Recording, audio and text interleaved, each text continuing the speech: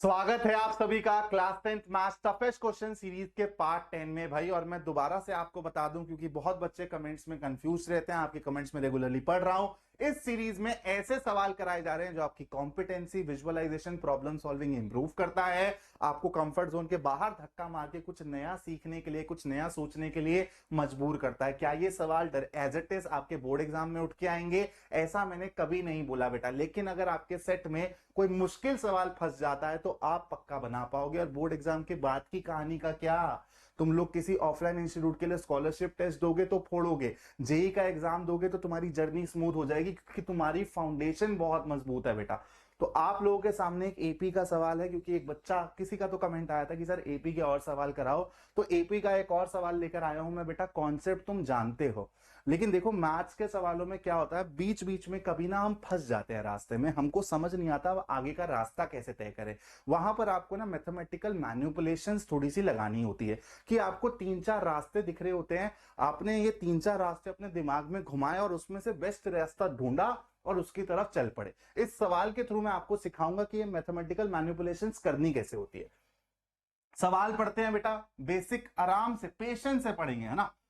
The odd natural numbers have been grouped as 1 3, पहले group में दो लोग डाल दिए, फिर इसकी क्वांटिटी में 5 7 9 11 चार लोग डाल दिए, फिर 6 लोग डाल दिए। तो तुमको समझ आ रहा है कि सर ये ग्रुप में जितने लोग हैं ना वो एक एपी में चल रहे हैं। सबसे पहली ऑब्जर्वेशन हमने ये करी। फिर आपसे सवाल पूछा गया है sum of numbers in the 10th group.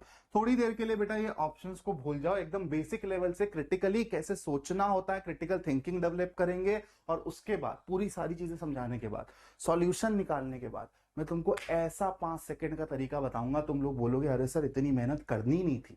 लेकिन तुमको वो कैसे पता चलेगा कि इतनी मेहनत करनी है या नहीं करनी, वही तो गेम है। तो सबसे पहले एकदम बेसिक लेवल से हम लोग इस क्वेश्चन को सॉल्व करते हैं। तो बेटा देखो, अगर 10th ग्रुप के एलिमेंट्स का, नंबर्स का मेरे को सम चाहिए, तो इस 10th ग्रुप के बारे में तो सोचना पड़ेगा ना। कैसे सोचूंगा कि भाई पहले ग्रुप में मेरे पास दो लोग हैं, और दूसरे ग्रुप में मेरे पास चार लोग हैं, तीसरे ग्रुप में मेरे पास 6 लोग हैं। तो बेटा मेरे पास 10वें ग्रुप में कितने लोग हो जाएंगे? तुम लोग क्या करोगे, फटाफट से यहां पर एपी लिखोगे और बोलोगे अच्छा सर 10th ग्रुप में इतने लोग हो जाएंगे, nth टर्म का फॉर्मूला लगाओगे। अरे भाई थोड़ा सा लॉजिक लगाएं अगर हम, तो हमको फॉर्मूला लगाने की जरूरत नहीं है। फॉर्मूलाज आर इंपॉर्टेंट, मैं ये नहीं बोल रहा कि फॉर्मूलाज इंपॉर्टेंट नहीं है, लेकिन जहां पर आप लोग नॉर्मली विजुअलाइज कर सकते हो चीजों को, वहां पर फॉर्मूला पे डिपेंडेंसी क्यों बनानी? जब तुमको दिख रहा है यहां पर दो लोग हैं, चार लोग हैं, 6 लोग हैं, दूसरे ग्रुप में 2 इंटू 2 लोग, तीसरे ग्रुप में 2 इंटू 3 लोग, तो 10वें ग्रुप में 2 इंटू 10 यानी कि 20 लोग होंगे ना। सिंपली बोलो हाँ या ना। इतनी बात आपको समझ आ गई। अब हमको बेटा इन्हीं 20 लोगों का अगर सम चाहिए, तो इन 20 लोगों में सबसे पहली पोजीशन पे जो बैठा होगा, अगर मैं उसके बारे में पता लगा लूं तो मेरा समाधान निकल जाएगा, मेरा सॉल्यूशन निकल जाएगा। क्योंकि मेरे को ये तो पता है कि कॉमन डिफरेंस 2 चलेगा इस ग्रुप में भी, क्योंकि आपकी ऑड नेचुरल नंबर्स की सीरीज चल रही है, तो भाई कॉमन डिफरेंस तो 2 चलेगा। बस इस 20 लोग में से पहली पोजीशन पे कोई बैठा है, इसका पता लगाना है। अब यहीं पे ही आके हम रुक गए, क्योंकि हमको कोई रास्ता नहीं दिख रहा। क्योंकि यार अब कैसे पता लगाएं कि 10वें ग्रुप में पहले पोजीशन पे कौन बैठा पड़ेगा? यहीं पे ही आपको मैनिपुलेशंस करनी पड़ेगी अपने दिमाग में, सोचना। ठीक है, मेरे साथ चलना। कैसे करेंगे? यार मेरे को दिख रहा है कि यहां पर 1 और 3 बैठा है, फिर कॉन्टिन्यूटी में 5 7 9 11 बैठे हैं। मैं किस तरीके से सोच रहा हूं देखना, कि यार अगर मैं सिर्फ पहले ग्रुप तक जाता तो मेरे को फर्स्ट 2 ऑड नेचुरल नंबर्स मिलते, है ना। अगर मैं दूसरे ग्रुप तक जाता तो मेरे को फर्स्ट 6 ऑड नेचुरल नंबर्स मिलते। अगर मैं बेटा तीसरे ग्रुप तक पकड़ता कहानी, तो मेरे को 2 4 6 6 6 12 फर्स्ट 12 ऑड नेचुरल नंबर्स मिलते। तो मेरे को बताओ, अगर मैं 9वें ग्रुप तक, 10th ग्रुप नहीं 9th ग्रुप तक जाऊं तो क्या कहानी होगी बताओ? कितने ऑड नेचुरल नंबर्स मैं स्टार्टिंग से पकड़ चुका हूं। तुमको बात चमक रही होगी कि सर अगर 9th ग्रुप के एंड वाले इंसान तक पहुंच गए तो 10th ग्रुप के फर्स्ट वाले इंसान तक भी तो पहुंच जाओगे। तो तुम इस तरीके से सोचो कि तुम लोग दूसरे ग्रुप तक जा रहे थे तो तुम्हारे 6 लोग कवर हो चुके हैं। पहले ग्रुप में इतने, फिर इतने, फिर इतने। ये कहां तक कहानी हुई है? तीसरे ग्रुप तक। तुमको कहां तक लेके जानी है कहानी बेटा? 9th ग्रुप तक। और ये तुमको स्टार्टिंग से कहानी बताएगा कि फर्स्ट, यहां से फर्स्ट ऑड नेचुरल नंबर यानी कि 1 से लेके तुम 9th ग्रुप तक कहां तक पहुंच जाओगे। तो बेटा देखो, इसको अगर तुम ऐड करते हो, तुमको पता है 9th ग्रुप में कितने लोग होंगे बेटा तुम्हारे पास, ऑब्वियस सी बात है 18, 2 इंटू 9। अब तुम लोगों को इसका सम करना है, तो ये हो गया तुम्हारा a प्लस एल यानी कि 20, a प्लस एल और बाहर क्या आता है n/2। यहां पर कितने लोग हैं टोटल, 9th तक जा रहे हो, मतलब 9वें ग्रुप तक जा रहे हो, तो 9 ही हो गई n की वैल्यू, तो 9/2। ठीक है, तो यहां पर तुम्हारे पास आया क्या आंसर, 90। मतलब इसका मतलब क्या है, आप समझने की कोशिश करना, डिकोड करना कि भाई जो ये 9th ग्रुप होगा ना, इसका जहां पर एंड हो रहा है वहां पर स्टार्टिंग से 1 से यहां तक आते आते मैं 90th ऑड नेचुरल नंबर तक पहुंच जाऊंगा। ये है इसका सेंस।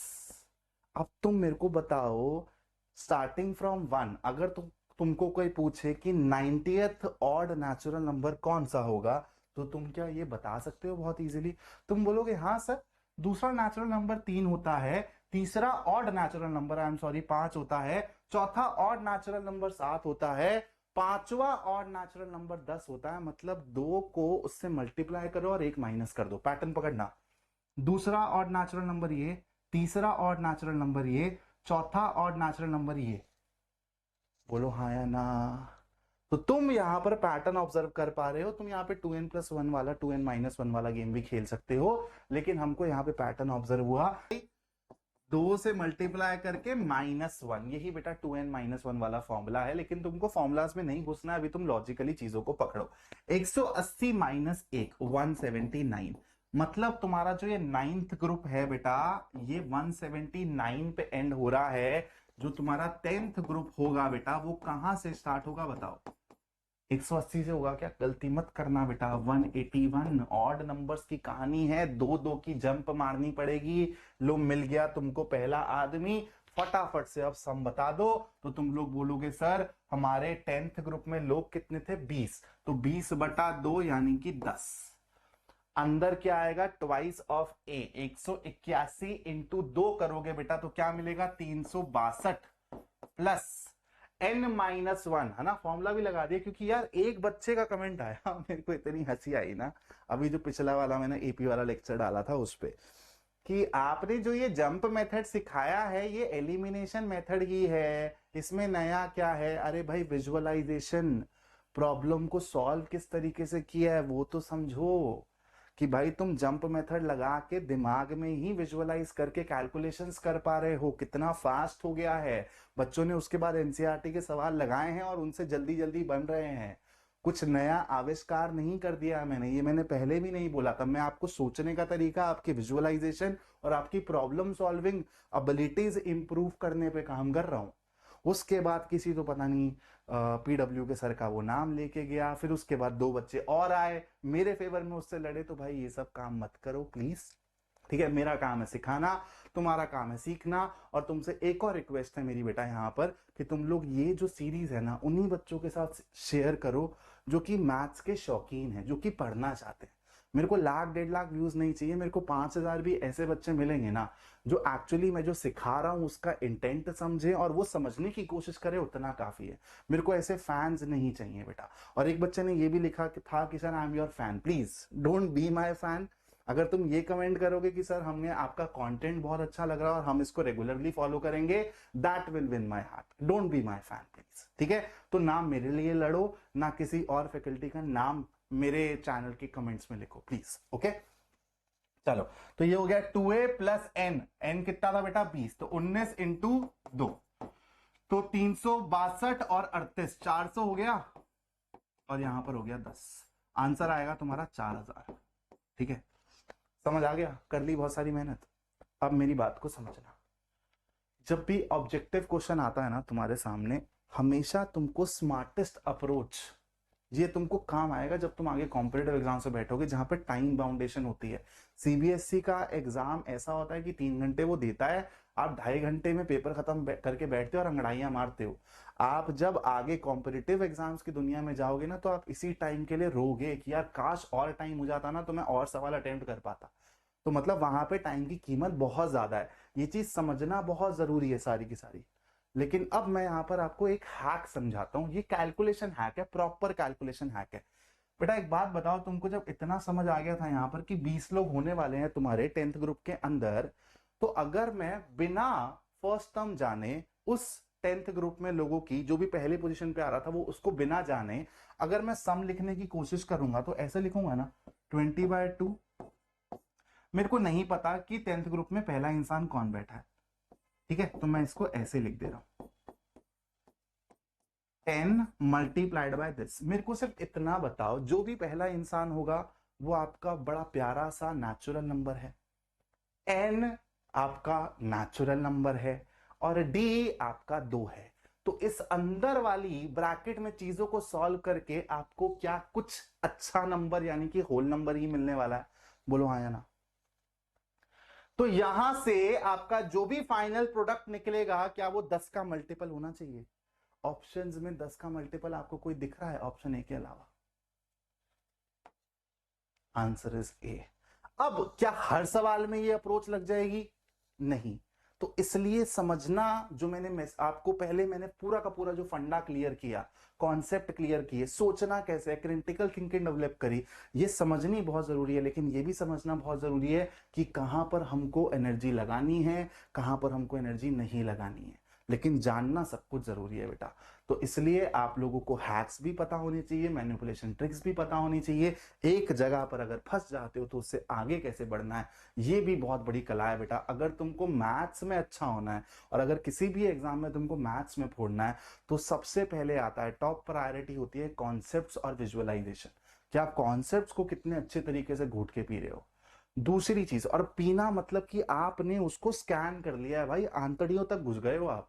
दूसरी चीज होती है बेटा मैन्युपुलेशंस, कि आप एक प्रॉब्लम सॉल्वर हो, आप क्रिटिकल थिंकर हो, और ये डेवलप करा जाता है बहुत सारे सवाल लगा लगा कर। और तीसरी चीज होती है calculation, smartness, good with numbers, जैसे आपको यहाँ पे देखने को मिला। नंबर्स तुम्हारे हाथ में होने चाहिए भाई। अभी मैं पूछ लूं 27 का स्क्वायर है 27 का क्यूब, तो एकदम तुम्हारी जुबान से निकलना चाहिए। ये 3 चीजों पे अगर कमांड कर लोगे तो कोई सा भी मैथ्स का एग्जाम फोड़ दोगे। नेक्स्ट वीडियो का वेट करना, और मैंने जो इस बीच में बातें बोली उन सब का ध्यान रखना। Thank you so much for watching this video. जय हिंद दोस्तों।